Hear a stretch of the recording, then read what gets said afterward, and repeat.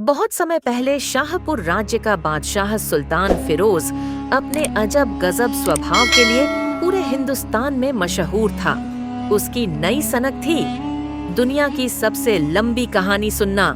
राज दरबार में नगाड़े बजाए गए, मुनादी कराई गई। सुनो सुनो सुनो, सुल्तान फिरोज का फरमान है, जो दरबार में सबसे लंबी कहानी सुनाएगा उसे नूरगढ़ की जागीर और मनचाहा इनाम दिया जाएगा। पर जिसकी कहानी लंबी न निकली उसे तुरंत जेल भेज दिया जाएगा। घोषणा दूर दूर तक फैल गई। नगर, कस्बे, गांव, हर जगह कहानीकारों का हुजूम उमड़ पड़ा। लेकिन सुल्तान सोचता, मैंने तो कहानी सुन ली, अब जागीर क्यों दूं? इस चक्कर में एक एक कर बहुत से कहानीकार जेल में ठूंस दिए गए। एक बूढ़ा कहानीकार फकीरुद्दीन भी कैद कर लिया गया। उसका युवा बेटा अमान पिता को जेल में देखकर तड़प उठा।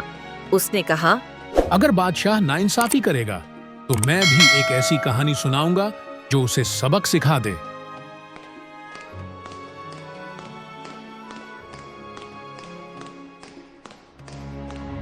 और अगले ही दिन वह दरबार पहुंच गया। सुल्तान शान से गद्दी पर बैठा था, चारों ओर वजीर, मंत्री और सैनिक। अच्छा लड़के, तुम कहानी सुनाओ। अमान बोला, हुजूर, एक किसान था, उसका बहुत बड़ा खेत था। उसने बाजरे के बीज बोए। खेत के पास एक विशाल बरगद का पेड़ था, उस पर चिड़ियों का झुंड रहता था। अच्छा, फिर? जब भी किसान बीज बोने आता, चिड़ियाओं बीज निकाल निकाल कर खा जाती। सुल्तान हल्का सा मुस्कुराया।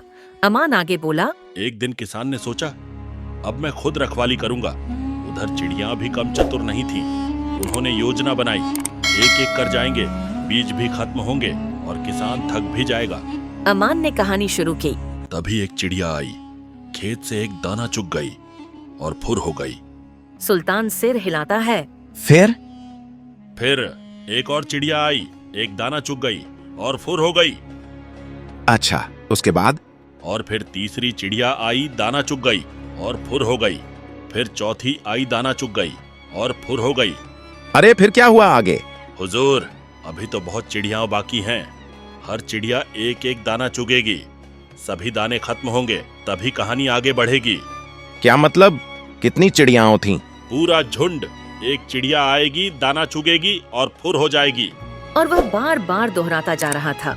एक चिड़िया आई, दाना चुगा, फुर। एक चिड़िया आई, दाना चुगा, फुर। अब सुल्तान तंग आ गया। पूरी सभा में खुसर पुसर शुरू हो गई। बस, मान लिया कि सभी चिड़ियाओं आ गईं और सारे दाने चुग गईं। हुजूर, पर ऐसा कैसे मान लें?